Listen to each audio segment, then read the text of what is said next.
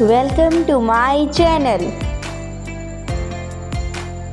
प्यारे बच्चों, आज हम सीखेंगे काफ से बनने वाले अल्फाज।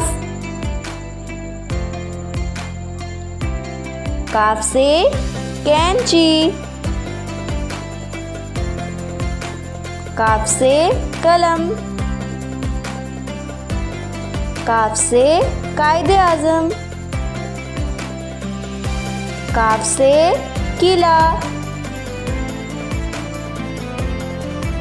काफ से कुरान मजीद,